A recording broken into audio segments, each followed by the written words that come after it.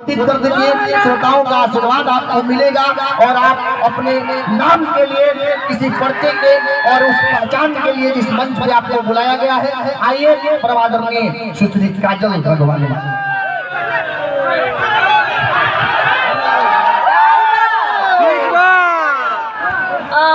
सबसे पहले तो मैं रंजीत यादव जी का बहुत शुक्रिया अदा करना चाहूँगी।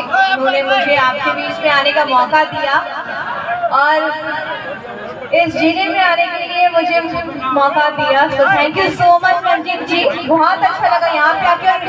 अररिया के लोगों पे मेरा दिल आ गया है, सच्ची बताऊँ, बहुत प्यार मिला कल और आज भी आप सब आए, मुझे बहुत अच्छा लग रहा है। Thank you so much, I love you all, I love you too, I love you three,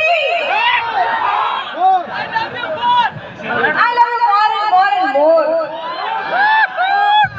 बहुत बहुत धन्यवाद। और आइए ऑपरेटर साहब आपके भी और उस गीत